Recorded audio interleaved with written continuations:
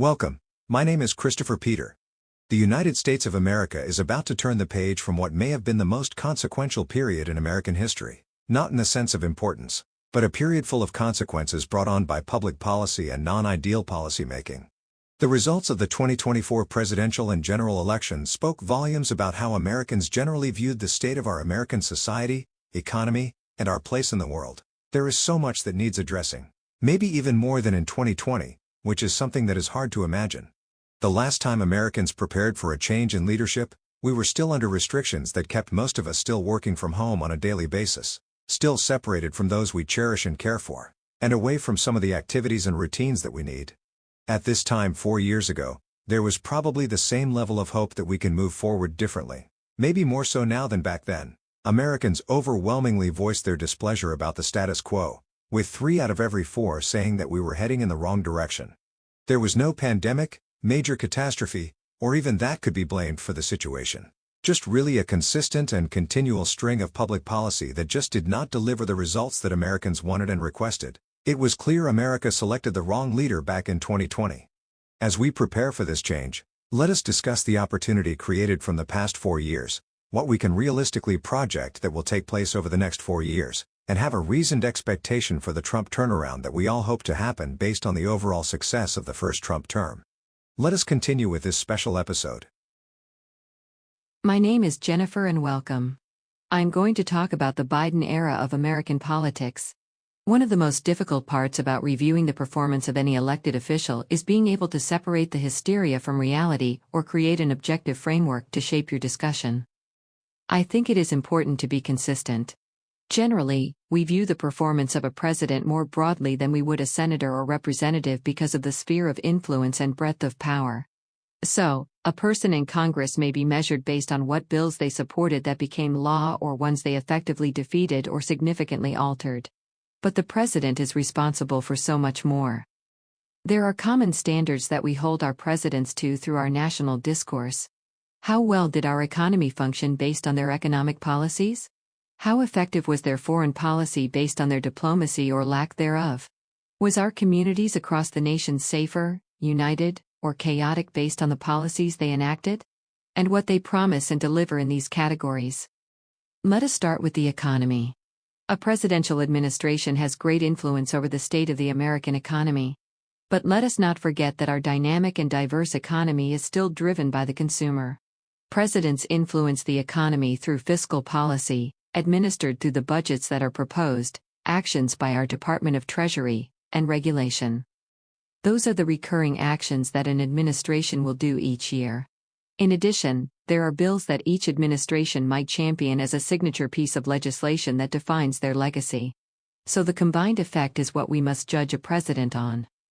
At the same time, we must also do our best to isolate our evaluation from the other factors that may impact economic outcomes that are beyond the administration's control, or a result not a direct connection to the policy enacted, or impacted from policy lags that exist.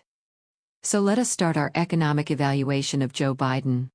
Biden took office as the American economy was broadly on pause, a direct result of the ongoing pandemic. Upon taking the oath of office, Joe Biden was going to have 3 vaccines at his administration's disposal to help usher a return to normalcy. The economic agenda offered by Joe Biden and Kamala Harris was the idea that our American economy needed to be built back better. The focus would be on growing the middle class, bring what they viewed as fairness back to the tax system, and return for America to a new normal with more fairness for the working class. There was no real clear vision of what that meant. Just messaging that played on a common theme of unfairness without really adjudicating what is the cause and effect of this unfairness. Not surprising that the economy was the main reason amongst a whole host of other issues driving Americans to call for change a mere 4 years later. The Biden economy was plagued by historic inflation, low employment in gainful endeavors, and market imbalances. While the administration denies responsibility for the inflation problem, the energy policies and spending that occurred numerous times during the era combined with supply issues fueled the issue. The excuse was that other nations experience worse inflation than what Americans were facing. But that excuse does not hold water because we would expect Europeans to experience greater inflation. The socialist, more centralized economies would naturally have greater inflation than a consumer-driven economy. Central planners are not the best party to align market demand with the needed supply. When there are global supply issues, they will be hit harder than a dynamic consumer capitalist system like the United States, who would naturally adapt faster. The more accurate comparison would be to compare the inflation rates with our own historic data. And inflation rates that we saw under Biden were not seen since the late President Jimmy Carter's time in office. A major part of the problem was also the messaging by the Biden administration, who did not want to acknowledge the reality that Americans knew all too well. A trend that helped create a disconnect between the people and the president. The federal government does not create new jobs. Rather than help foster environments through policy that make it easier for job creators to decide to expand their payrolls to fuel their growth and productivity needs. If public policy creates a growth environment, then job creators will decide to add on more staff because the productivity of each new hire is economically seen as a value add. In high-cost environments, the threshold to add new staff may be higher as the return on investment may be much different. That is, policies regarding income tax, minimum wage, and regulation can impact hiring regardless of the state of the economy. For much of the Biden era, the data released by the Bureau of Labor Statistics confirmed what many feared. Jobs created were not really new jobs, but rather people returning to positions that were previously paused. Remember that the additional stimulus funds released into the economy combined with more generous unemployment benefits kept many people on the sidelines longer. Many of the new entrants were really people who ran out of benefits or people who no longer could run from the cost of daily life. During the pandemic, there were many people who returned home for a multitude of reasons or shifted to shared living with roommates. Also, many states and the federal government prevented eviction. So many simply did not really need the money as they were not paying rent. Not surprising when those protections were lifted and the view of the economy shifted that many people started brushing up their resume and returning to the hospitality positions that they previously rejected. Especially when people already with jobs started to take these positions as a second job, potentially blocking these holdouts. The overall economic condition was largely stagnant with a decline in the middle class. The same group that was supposed to be the centerpiece of the Build Back Better agenda. We were not really shocked that so many of these working-class individuals flocked to Trump this time around. Imagine if you fall into the class of workers who are trying to either find a viable career path or greater financial stability. The idea that public policy will help protect opportunities for you to advance in your career or make employers pay you more is intriguing. The reality was, if your employer is struggling to make ends meet, there is little protection for keeping the same number of or increasing salaries. The idea of expanding economic growth that allows you to change careers or experience income mobility is intriguing, especially in many communities that are seeing employers flee. If someone can make these communities safer and encourage growth, then these individuals will see economic progress. Real progress. Moving on. Another important area was the effectiveness of our domestic policy. Not really a bright spot either. During the past 4 years, we have seen more criminals return to the streets to commit even more crimes and shifts in how crimes were reported as politicians focused on how to protect their political careers. The Biden campaign embraced the defund the police mantra in order to connect with the growing progressive sect that was hysteria-driven following the death of George Floyd. Many in the campaign bailed out many of the agitators and fueled the angst towards our law enforcement rather than taking a more mature and rational approach. Not surprising that almost every city saw crime increase in a blatant manner that really made many places unlivable. Many businesses relocated out of troubled neighborhoods, increasing the socioeconomic challenges that lead to crime in the first place. Petty crimes increased to the point that it is hard to go to any store now without everything being behind the polyurethane protection. More fuel to the problem came when the Biden administration just stopped securing our border. They created an even bigger border crisis than the one that existed under Barack Obama, who at least deported some of the people that illegally crossed our southern border. There was no resistance this time around under Biden-Harris. A great political play was Republicans sending the problem to the politicians who beat their chest and supported illegal immigration from afar. Once blue state progressives saw the illegal immigration problems firsthand, they struggled to deal with the budget issues it cost their communities. The safety issues raised across their municipalities. and residents turned quickly on the issue. Problems at home were compounded by problems abroad as well. The Biden administration completely flubbed the withdrawal from Afghanistan. Not only the videos, images, and fact that Americans and allies were left behind, but the clear sign of naivety that some feel paved the way for the global chaos we now are seeing. That chaos including Russia invading its neighbor Ukraine, which has been a stain through the Biden era. Shortly after Biden postured following a meeting with Putin, his Russian counterpart in Putin acted and initiated the costly war that has cost the lives of many and destroyed much of Ukraine. The Biden administration released funds to Iran as he seemingly tried to show his progressive base that he could reinstate the failed Iran deal. Iran turned and assisted with a tragic terrorist attack that brought war back to the Middle East. One can really say that the true beneficiaries of the Biden presidency were those that pose the biggest threat to democracy, global security, and peace. And Biden further cemented his foreign policy ineptitude on his way out with his actions on Cuba. As Biden prepares to leave office, he hands over a society that is divided because of his politics to lead based on demographics, pitting American against American based on how they look, pray, and vote. He leaves with an economy that people do not trust. And the world is in utter chaos. All the while, we find out that he was being shielded from the reality that he was causing. The Biden era was a major setback for America. A major regression culturally, economically, and diplomatically. Yet, America remains hopeful, not because this failed leader, but once again they have the alternative to look forward to. Most presidents elected for a second term serve them consecutively. Trump is now the second president to serve 2 non-consecutive terms. But he may be the first president to come to office with almost the same situation that he came into office the first time around. Except this time a bit more of a mess because his predecessor is more incompetent than the last one. Never heard of a president needing to be shielded from the public's perception, from their own party's leadership, and from their own reality, for the entirety of their presidency.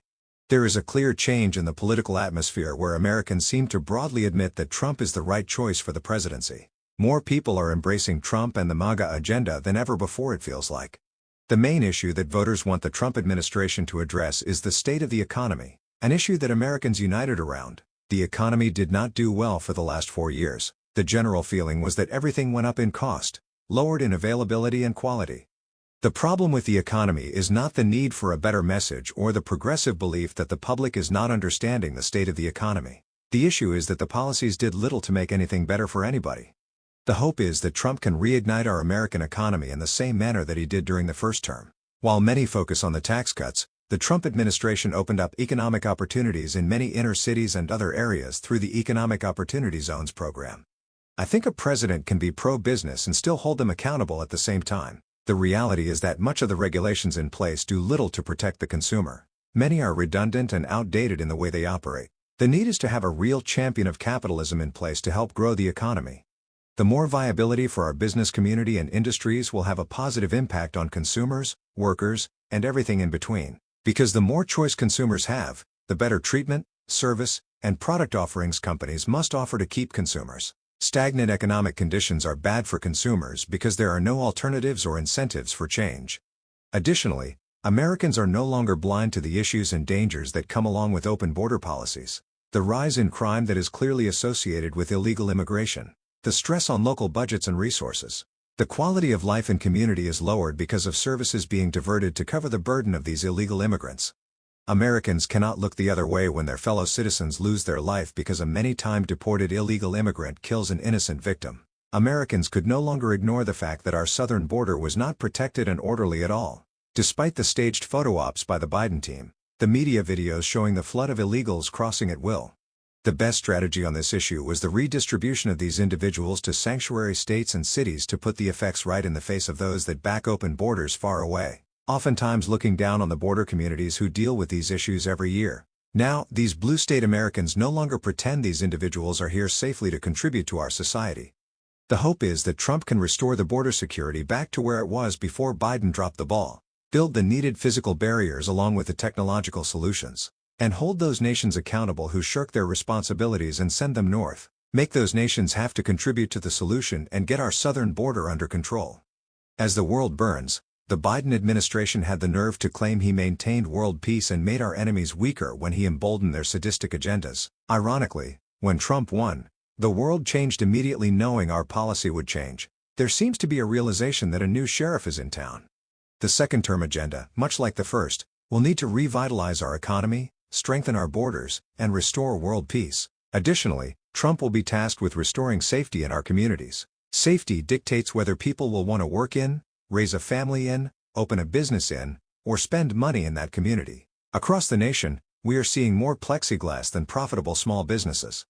For instance, there are numerous stories of retail chains, whether it being a pharmacy or department store, relocating away from inner cities because progressive policies that encourage theft. While some view petty theft as a minor violation, the collective impact harms the viability of the business. So why would a business operator, franchisee, or a small business owner stay if they are going to see inventory stolen and experience loss?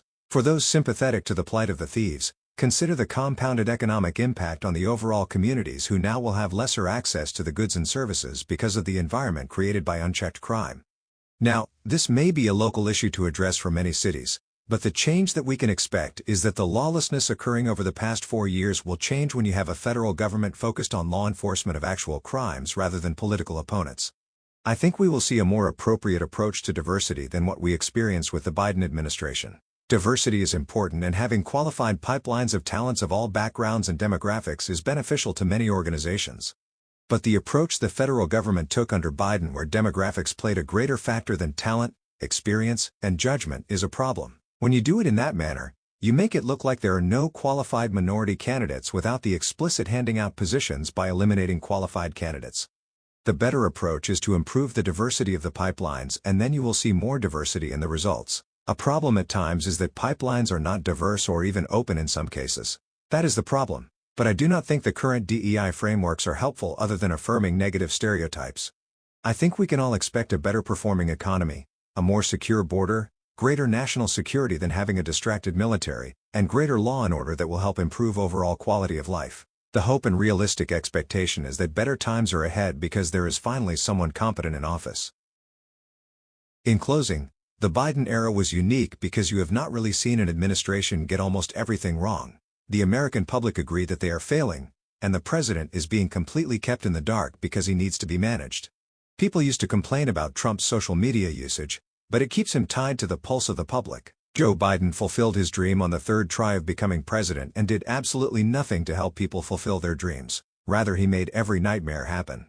Not since the Carter administration has America experienced complete and utter failure like this. At least, Carter was capable of handling the reality of what was going on around him. But, sometimes, we need to experience that kind of failure to realize what the right choice is. A big thank you to all of you in the audience. Your viewership is appreciated and valued. Please follow the Christopher Peter Review on social media and continue to visit www.crcreview.com for new episodes. Thank you once again. Until next time.